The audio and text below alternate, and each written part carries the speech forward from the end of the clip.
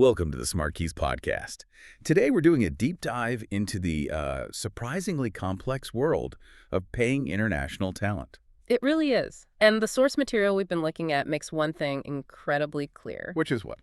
In a world where you can hire the best person for the job no matter where they are, managing how you pay them just shouldn't be a guessing game. But for so many businesses, especially high-growth ones, it really is. It is. And that lack of clarity, it creates massive financial and operational exposure. It's this paradox of scaling. What do you mean by that? Well, you can hire a developer in Lisbon faster than ever. But if your back office systems treat that person the same way you treat someone in, say, Ohio... The risk is enormous. Exactly. The modern landscape really demands these centralized payroll solutions that don't just, streamline the payments. It's more than that. Much more. They have to proactively guarantee compliance, every single tax code, every labor jurisdiction you touch. Okay, so let's unpack this a bit. We're cutting through the noise today to find those clear decision frameworks you need. Because, as you said, the rise of remote and global hiring has made scaling fast possible. But the legal exposure it's massive if you get it wrong. It's critical. Professionals who are managing a global workforce have to understand the fundamental choices they're making right now. It all determines your trade-off between, speed, cost, and control. And this article we're using, it really serves as a roadmap for that. It's a comprehensive resource. It helps you match your growth stage, whether that's a few contractors or thousands of employees, to the right system to minimize your risk. So our mission today is to distill those key takeaways. First, centralize your payroll data. That seems non-negotiable. Absolutely, regardless of how distributed your team is. Second, align your service model. Are you managing contractors or employees to your actual business goals? Third, and this is a big one, use local expertise for compliance. Don't try to guess. Never. Fourth, predict your total cost of ownership accurately. And finally, scale thoughtfully. Choose providers that integrate deeply with what you already have. That alignment you mentioned between growth goals and the payroll model, that feels like the most important decision here. It is. It's the single most important decision on this entire roadmap. You get that right, and the tech choices become much, much clearer. Which brings us directly to that first major strategic hurdle. Deciding how you will legally hire and pay people abroad. The source outlines 3 options, and it all boils down to one question. Do you want maximum control or do you need faster market entry? Exactly. So we have in-house processing, the employer of record or EOR, and the professional employer organization, the PEO. And these are not just slight variations. Oh, no. They represent dramatically different approaches to risk and how you allocate your resources. Let's start with in-house. On the surface, it seems appealing, right? You have all the control. You do. In-house gives you maximum autonomy, total control over your data, over the process, but There's always a but. you own 100% of the risk. And we're not just talking about running a few reports. It's way more involved. You have to set up a legal entity in every single country. Hire local tax lawyers, staff local HR people who know the regional labor codes. You manage every filing, all the overhead, yourself. So who's that actually for? It's best for firms that already have established deep scale and the internal infrastructure to support it. Okay, so that sounds incredibly resource intensive. If a company wants to move fast and avoid all of that, they look at the 2 outsourced models, EOR and PEO. People often confuse them. Let's start with EOR. The EOR, or employer of record, is the highest level of outsourcing. These vendors literally become the legal employer for you. On your behalf. Exactly. Yeah. They handle the legal hiring, the contracts, the payroll, and they assume the full liability for all the local tax and labor laws. So that speeds things up dramatically. Immensely. You can hire in a new country in days sometimes, and it critically cuts your immediate legal liability. So it's best for rapid entry or maybe testing a new market. Perfect for that, especially in high-risk countries where setting up your own entity is just prohibitively complex or slow. So the EOR is doing all the heavy lifting, legally and administratively. How does the PEO differ? It's often called the middle ground. It is a middle ground. A PEO uses a co-employment model. So unlike an EOR where the vendor is the legal employer, Here you're sharing the role. they're sharing it.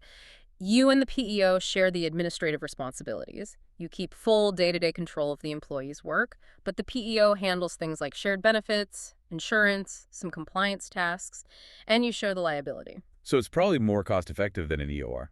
Often, yes, provided you have a slightly higher tolerance for risk and want to keep closer control over that employee relationship. Okay, so regardless of which of these three models a business chooses, in-house, EO, or PEO, the source article points to one huge risk that can just derail everything. Misclassification. Misclassification. This is maybe the largest financial trapdoor in global hiring. It's the danger of treating a full-time integrated team member as an international contractor to save a bit on taxes or benefits. And the rules for this aren't universal. Not at all. They're highly decentralized. The definition of an employee in, say, Germany is very different from Brazil. And it's based on things like your degree of control, the scope of their role, how they're paid. And getting it wrong isn't just a small paperwork issue. Oh, no. Can you put the scale of that risk into context for us? Absolutely. Think about the total cost of ownership. Yeah? A compliant EOR model might cost you, say, X amount per year. Okay. If you're found to have misclassified that same employee, the local tax authority can hit you with fines and back taxes that are easily 10, even 20 times that compliant cost per employee. Wow. Plus, you have to make mandatory contributions for things like retirement and local payroll taxes. It's a disaster. And companies get caught because they assume U.S. rules for contractors apply everywhere. Right. But internationally, it's the substance of the working relationship that matters, not what you call it in the contract. You have to get that local rule set right. Okay, that makes the choice of model critical. So, we've established the structure. In-house, EOR, or PEO. But that's only as good as the tech powering it.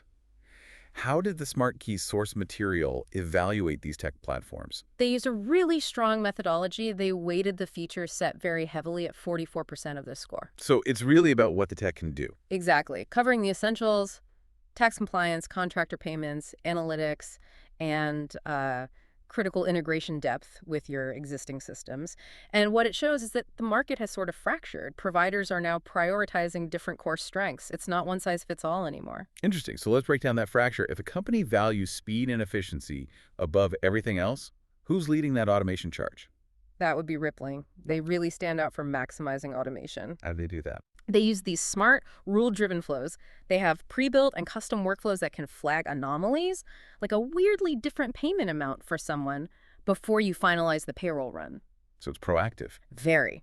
It minimizes human error and saves a huge amount of time. And it's built for scale, supporting contractor payments in 185 countries, 50 currencies. The entry pricing is around $20. Okay, but the downside of pure automation can sometimes be compliance exposure, right? Especially with laws always changing. So if compliance is your #1 strategic driver, where does the article point us? That points directly to Remote. Remote is absolutely compliance first. Okay. It's designed for organizations where reducing risk is more important than raw processing speed. For $29 per employee, you get automatic rule updates. But here's the unique part. They have in-country experts who translate complex labor laws into concrete, actionable steps for your payroll. So you have a human layer of expertise. A human layer. They have tools like Remote Watchtower to track regulatory shifts and IP Guard to make sure intellectual property transfers are aligned with local law.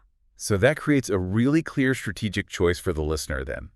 Are you willing to accept a slightly slower workflow, maybe more checks and balances, for the peace of mind that an expert is backing every decision? Precisely. It's a fundamentally different risk tolerance than a company that's optimizing for Rippling's speed. And what if we switch gears completely? What about the market that is only focused on managing international contractors? Right. If your workforce is mostly independent contractors, then flexibility and the pricing model become key. And JustWorks seems to stand out there. Yeah, JustWorks is best for that because of its flexibility. It's a pay-as-you-go model. You pay $39 per contractor, but only in the month you actually pay them. Oh, that's ideal for fluctuating or seasonal work. Exactly. And they also streamline the onboarding with self-service tools that make sure all the right documentation is generated for different countries. Okay, now let's move up to the big enterprise segment. Integration is everything there. Workday and Deal are both mentioned. They are, but they serve different needs. Workday is the traditional gold standard for enterprise integration. Meaning? It's designed to link your payroll to hundreds of existing systems, your HRIS, finance, ERP for consolidated data and really tight controls. It's for mature firms that are standardizing globally. And Deal, on the other hand, has a reputation as the rapid expansion choice. Deal is all about global velocity. They have exceptional reach, 120 payroll countries, over 150 EOR regions. They have tons of integrations. But importantly, they are Workday GPC certified. Let's pause there. GPC certification. For listeners who don't live in enterprise HR systems, what does that standard actually mean? That's a critical piece of jargon. Workday GPC Global Payroll Cloud Certification means that a vendor like Deal has met Workday's incredibly high standards for security, data accuracy, and reliability. So it's a mark of trust. It's a seal of approval. It guarantees that Deal won't create data silos or governance headaches when you plug it into your massive existing Workday infrastructure. Okay, so Workday for deep internal standardization, Deal for that, plus geographic flexibility. Now, beyond HR integration, there's the huge headache of treasury management and foreign exchange. A major friction point for finance teams. Paylocity specifically tackles this with their Blue Marble partnership. And the key feature there is Consolidation. Instead of dealing with dozens of local bank accounts and currency conversions, it lets you make consolidated international payments from a single base currency. that sounds like a dream for a finance team. It dramatically reduces FX complexity, it cuts down on bank fees, and it makes the month-end close so much simpler. And finally, for the small and mid-sized businesses just starting out, simplicity is probably the main driver. It is. For those growing businesses, Gusto offers a really low-friction way in. They let you just layer international services on top of your existing domestic payroll. So you don't have to rip everything out. Exactly. It starts at $49 plus $6 per person. Paychex is also a great entry point. So They offer an all-in-one bundle HR, recruiting, and payroll for pilot programs. It's competitively priced at $39 plus $5 per person. If you want to minimize vendors early on, a bundle like that is often the most pragmatic choice. Okay, so we've broken down the structural choices, the tech choices. Yeah. What does this all mean for the listener who has to go from strategy to actually buying something? The value here is more than just cutting a check. It's about that total cost of ownership. Right. When we talk about TCO, we have to factor in those massive hidden costs that pile up when you get compliance wrong or when operational friction just slows you down. So accurate payroll is like compliance insurance. It's exactly that. Yeah. Using a provider with verified in-country experts translates complex laws into concrete steps, and that dramatically reduces your legal exposure and those steep fines we talked about. And operationally, what kind of efficiency gains should a business expect from an integrated platform? The gains are transformational. I mean, when Deal links seamlessly to SAP SuccessFactors or Bamboo HR, you just eliminate duplicate data entry. Which stops manual errors. It stops errors, it streamlines your data, and it critically accelerates your month-end close. Your finance and HR teams stop spending the first week of every month chasing data. They can actually focus on strategy. Exactly. So if a business decides to do this now, what's a realistic timeline for implementation? The source outlines a typical timeline of about 10 weeks, from zero to the first payday. And that's not just flicking a switch. Not at all. That 10-week window has to cover vendor discovery, data collection, which is often the most painful part, testing, running parallel payrolls, and then the final cutover. So what's the key to making that work? Assigning clear, accountable internal owners for data validation and approvals before you start. Without that internal discipline, 10 weeks can easily become 20. And the reward for that successful process is visibility for leadership. Absolutely. The final outcome isn't just payments, it's centralized reporting. Platforms like UKG OneView give management real-time dashboards on headcount, costs, compliance, all of it. So it's the data layer that supports strategic decisions. It's what allows leaders to confidently decide where to expand next. So the path forward for you, the listener, is to really focus on these strategic trade-offs. You have to match the provider's core strength automation from Rippling, compliance from Remote, contractor support from JustWorks, to your immediate goals and budget. And if you are a smaller firm, simplicity and bundling from someone like Paychex or Gusto usually wins. Complexity is the killer early on. But for a scaling enterprise. For a scaling enterprise, that deep integration and the governance controls from a Workday or a Deal are absolutely essential for long-term stability and being audit-ready. So the actionable step now is to prioritize demos. And in those demos, test 3 things in your key countries. First, integration with your current HR and finance stack. Second, how they handle foreign exchange. And third, run end-to-end payment tests with your most complicated scenarios. And a practical tip for that 10-week rollout. Your internal team needs to prioritize getting banking and statutory registrations done by country first. Get that paperwork started on day 1. Then use that implementation window to run rigorous parallel tests Meaning run the old system and the new one side by side. for at least one full pay cycle and set clear approval gates before you commit to the full cutover.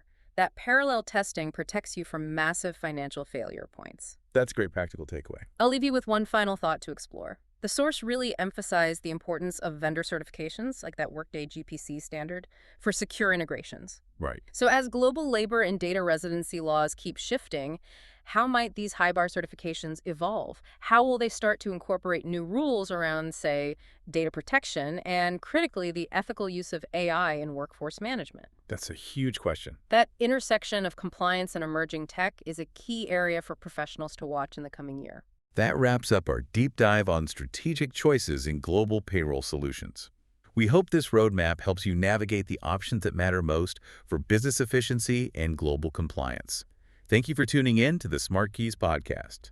And if you want to review the detailed provider features, the side-by-side comparison tables, and that TCO analysis we talked about, you can find the full article, Global Payroll Solutions, Simplifying International Employee Payments, linked right there in the show notes. Don't forget to subscribe to the SmartKeys podcast for more actionable insights on the future of work and productivity. We'll see you next time.